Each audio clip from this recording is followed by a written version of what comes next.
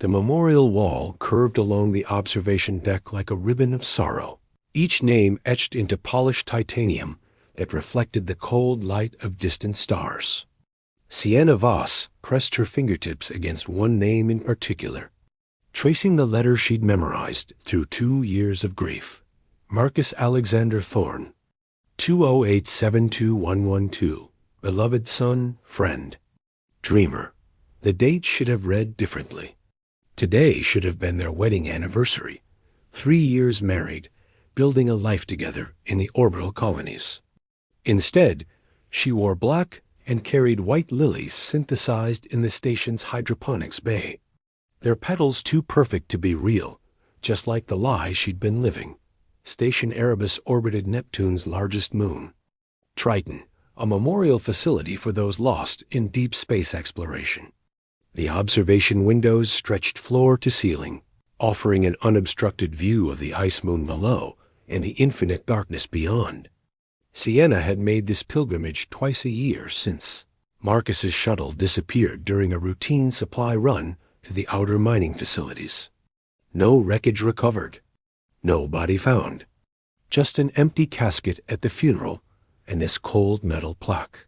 "I brought your favorites," she whispered, placing the lily in the small magnetic vase beneath his name. Her breath fogged the titanium surface. "The artificial ones. You always said they lasted longer than promises." Her reflection stared back at her dark circles under gray eyes. Auburn hair pulled into a practical bun, the same maintenance jumpsuit she wore every day working station repairs. 28 years old and already a widow, though they'd never officially married. The ring still sat in a drawer in her quarters, too painful to wear, too precious to discard. "They're talking about shutting down the outer stations," she continued, her voice barely audible over the gentle hum of life support systems. "Budget cuts. Your mother moved back to Earth. She couldn't take the emptiness anymore. I don't blame her. Sometimes I walk past our old quarters and forget you're not waiting inside."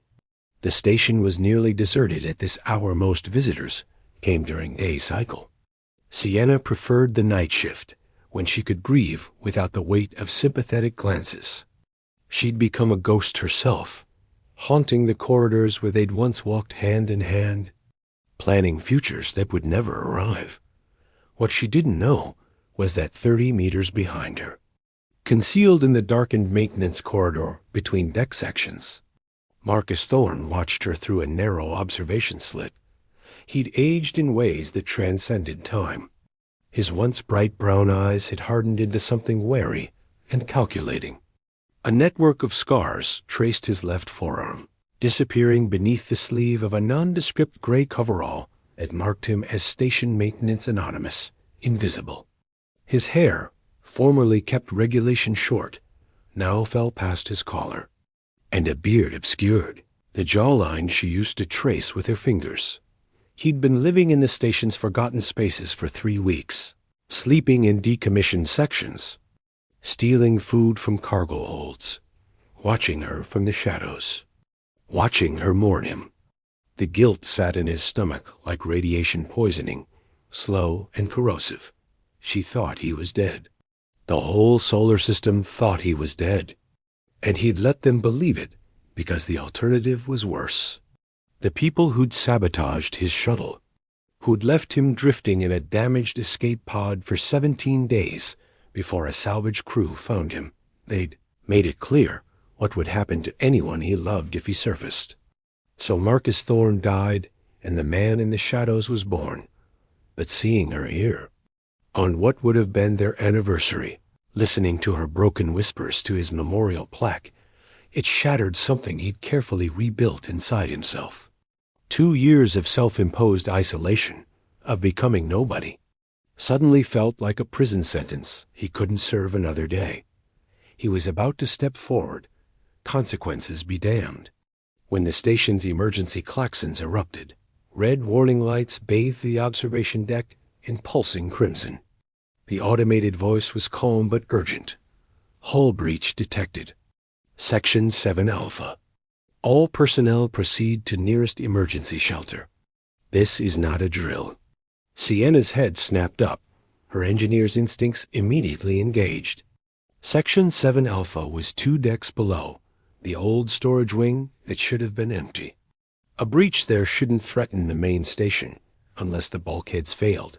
She was already moving toward the emergency ladder when she heard it, the groan of stressed metal, the hiss of escaping atmosphere.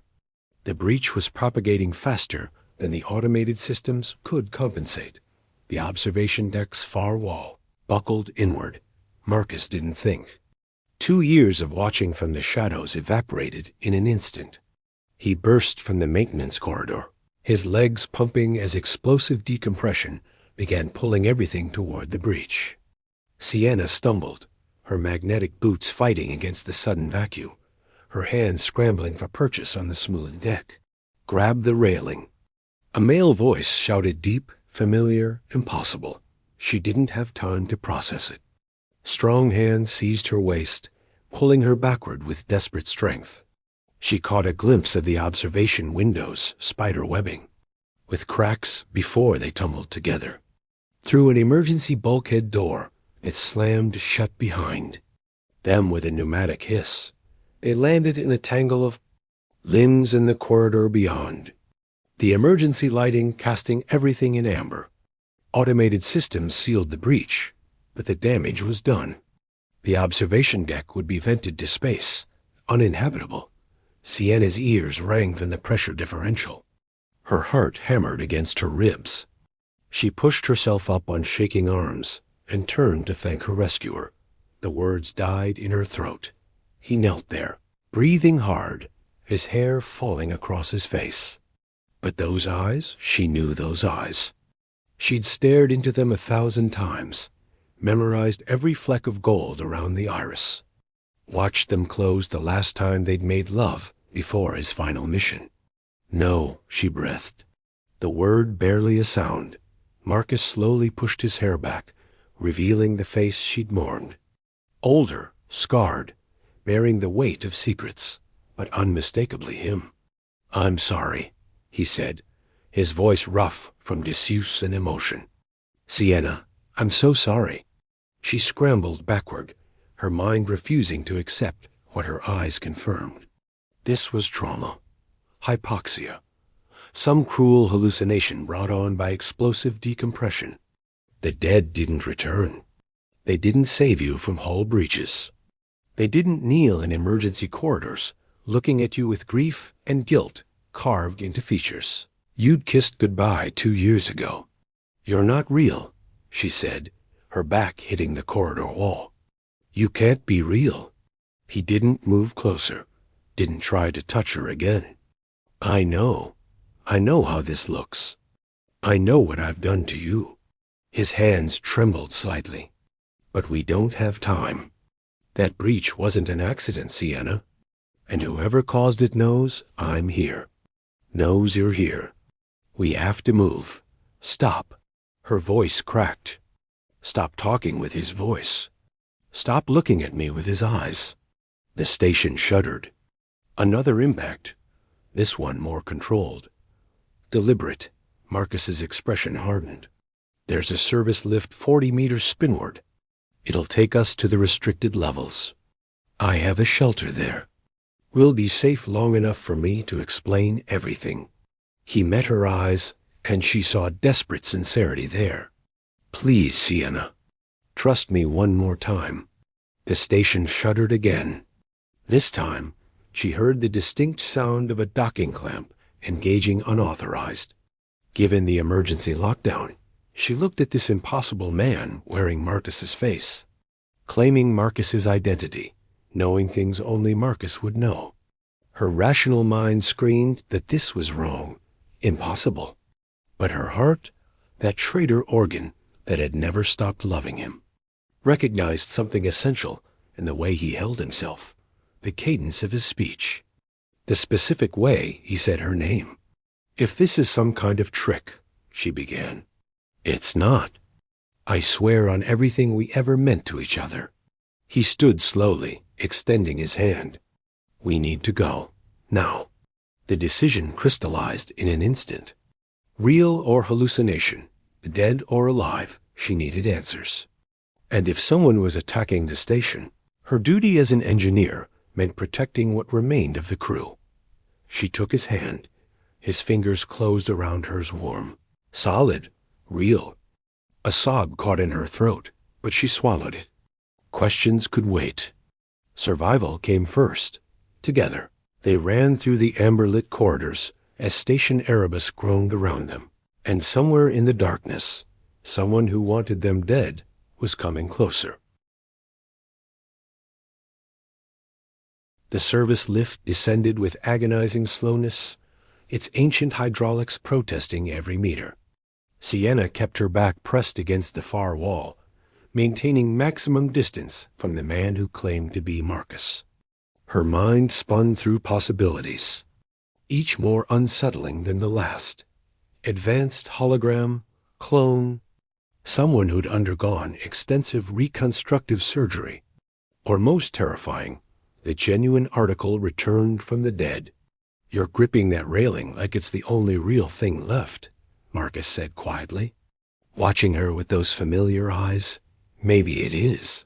Her voice came out harder than she intended. 2 minutes ago, I was mourning you. Now you're here, breathing, bleeding. She noticed the cut on his forearm where he'd scraped against the bulkhead door. Dead men don't bleed. No, he agreed. They don't. The lift jolted to a stop. Marcus keyed in a sequence on the access panel that should have required administrative clearance. The doors opened onto a corridor Sienna had never seen before restricted maintenance level, supposedly decommissioned after the station's population declined. Except this corridor was very much active. Jury-rigged power cables snaked along the walls. Motion sensors blinked green. Someone had been living here. You've been here the whole time, she said, the realization hitting like a physical blow. While I stood at your memorial, while I scattered your ashes. Her voice broke. They gave me ashes, Marcus. Your mother and I divided up ashes that weren't even you. I know. The pain in his voice was raw. I've watched you come to that memorial wall 17 times. I memorized your schedule. I know you visit on the 15th of each month and on the anniversary of the shuttle incident. I know you bring synthetic lyely because real ones don't survive the orbital greenhouse rotations. I know everything, and it's been killing me. Then why? The question exploded from her. Why let me think you were dead? Why let your mother grieve? We had a life planned, Marcus. We were going to request transfer to the Mars colonies. We were going to build something real. He led her deeper into the restricted section, through a door marked with radiation warnings, into a small chamber that had been converted into living quarters. A sleeping mat, portable water recycler, computer terminal, cobbled together from salvaged parts. The walls were covered with printouts, images, documents, schematics. Because of this, he gestured to the wall. Because 3 days before my shuttle was supposed to dock at Mining Station Kepler, I discovered something I wasn't meant to see. Sienna stepped closer, her eyes scanning the documents. Manifest records. Financial transactions.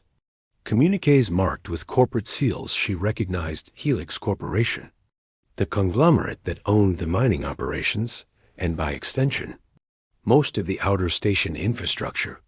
I was running a routine audit, Marcus continued, pulling up files on his terminal. Just checking cargo weight against manifest records. Standard safety protocol. But the numbers didn't match. 30 tons of refined platinum unaccounted for officially lost to processing errors. But the refinery logs showed full recovery.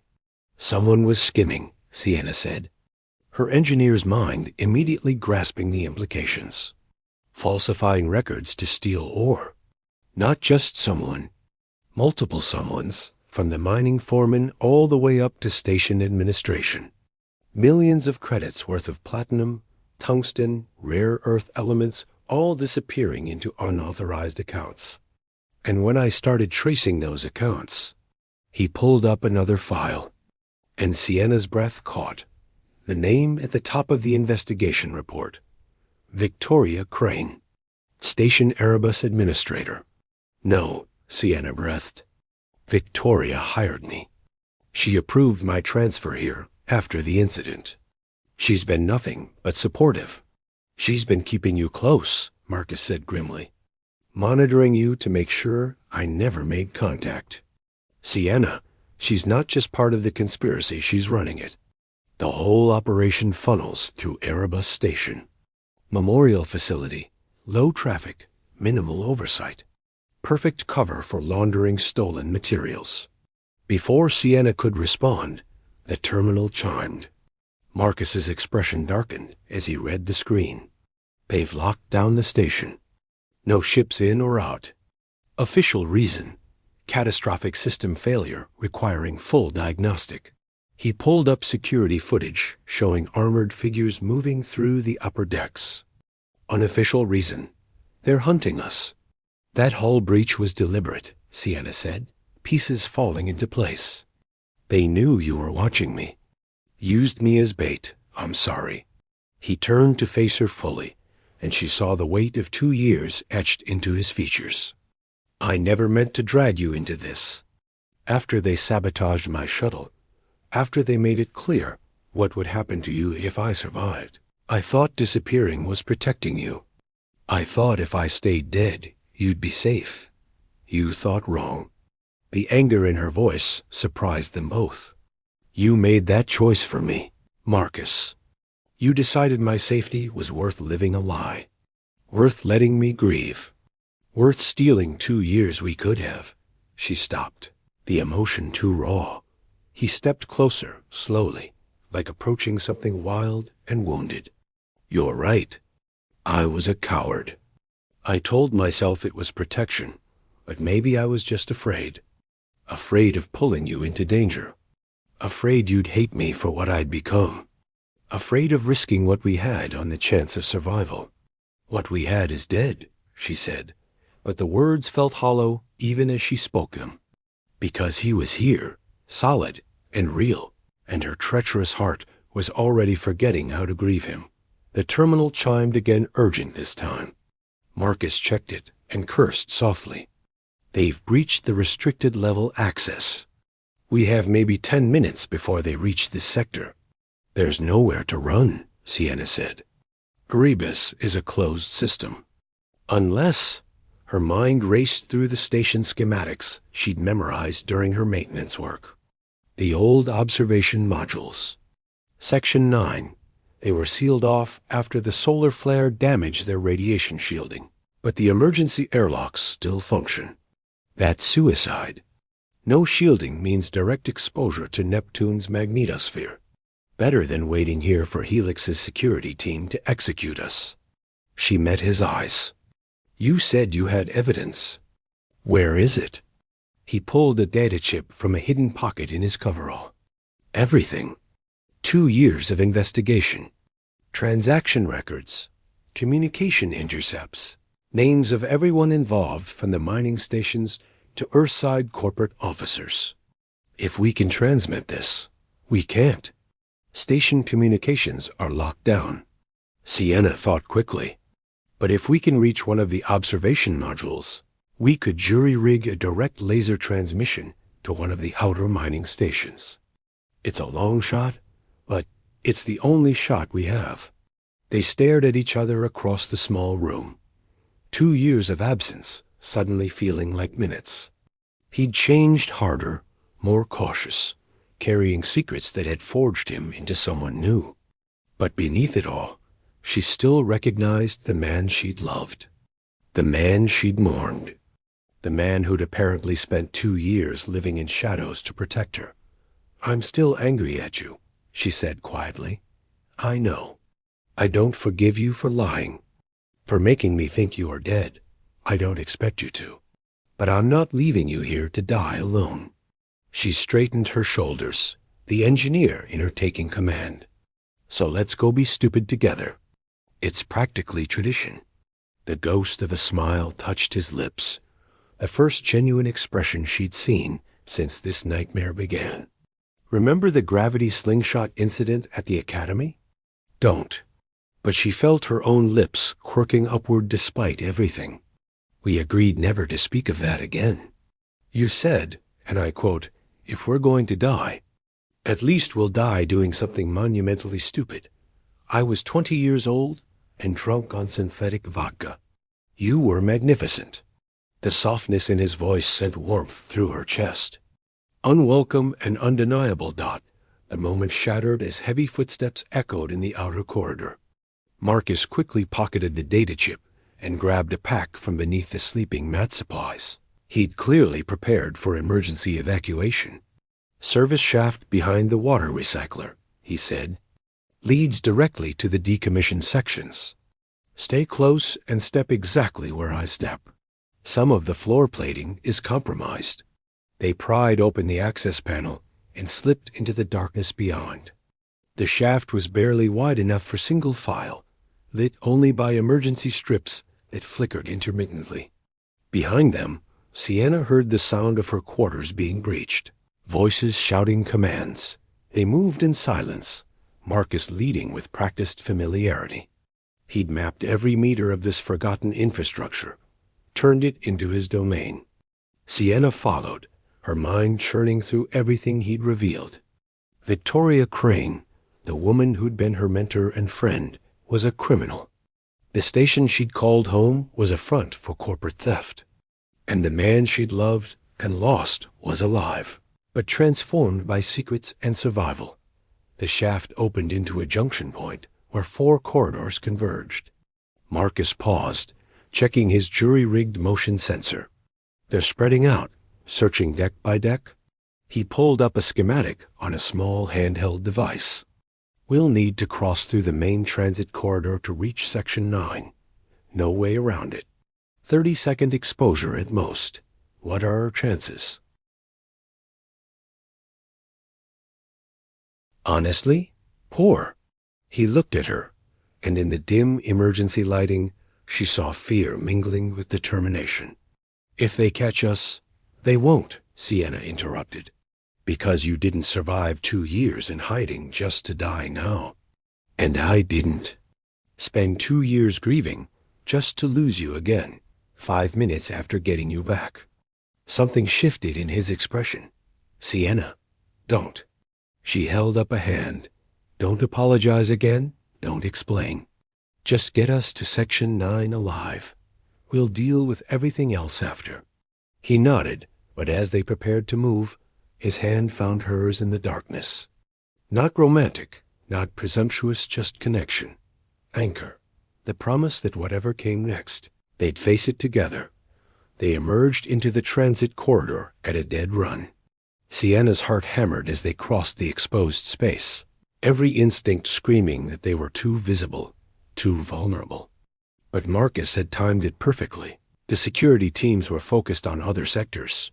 They reached the sealed entrance to Section 9 as shouts echoed from the junction behind them. Marcus worked the manual override while Sienna kept watch, her hands shaking with adrenaline. "Got it," he breathed as the door groaned open. They slipped through into darkness. The section beyond was cold, the life support systems long dead, their breath misted in the air. Through the observation windows, Neptune loomed massive and blue, beautiful and utterly indifferent to their survival. "The observation module is through that airlock," Marcus said, pointing across the darkened deck. But as they moved forward, lights suddenly blazed to life. They froze, blinded, raising hands to shield their eyes. "Hello, Sienna." Victoria Crane's voice was calm, almost gentle. "And Marcus, welcome back from the dead." She stood flanked by 2 armed security officers, her silver hair perfect, her expression more disappointed than angry. Behind her, through the module's windows, Sienna could see more security personnel taking positions. "You've made this so unnecessarily complicated," Victoria continued. "Marcus, you were supposed to die in that shuttle. Cleanly, painlessly. But you just had to survive. Just had to play detective. You're stealing from your own company, Marcus said. Billions in raw materials over 5 years. I'm reclaiming what I'm owed. Victoria's voice hardened. 30 years of service. 30 years watching Earthside executives collect bonuses while we froze in the outer dark. This station, these operations, we built them. We maintain them. Why shouldn't we profit? Because you're murdering anyone who gets in your way, Sienna said, finding her voice. You killed Marcus, or tried to. Victoria's gaze softened when she looked at Sienna.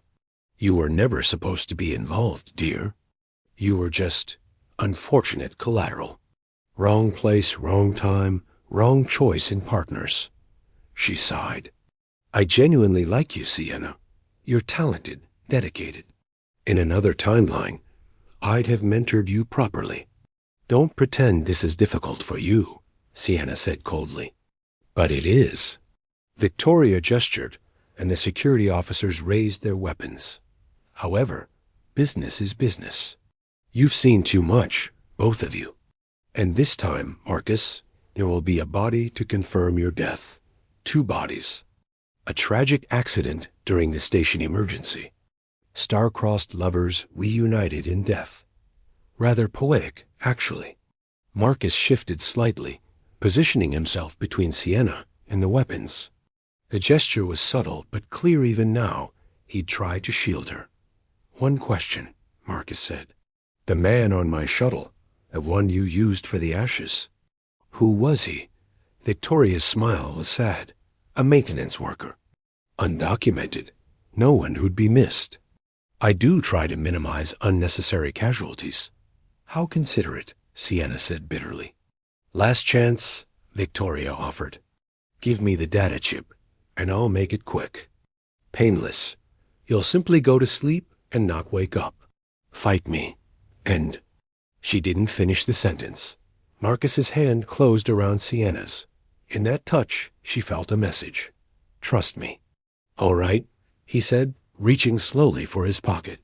The chip. It's here. Just don't hurt her. Victoria smiled. I knew you'd be reasonable. Marcus pulled out the data chip and threw it toward the observation windows behind Victoria. Not at them, but toward the damaged section Sienna had mentioned earlier, where radiation shielding was compromised. In the split second everyone's attention followed the chip's arc, Marcus yanked Sienna sideways. They tumbled through a service hatch she hadn't noticed, barely clearing it before pulse weapon fire scorched the air where they'd stood. They were falling through darkness, and for one terrifying moment, Sienna thought this was it, a desperate plunge into nothing. But Marcus had known exactly where he was jumping. They landed hard on a maintenance platform 1 level down, the impact knocking the breath from her lungs. Move!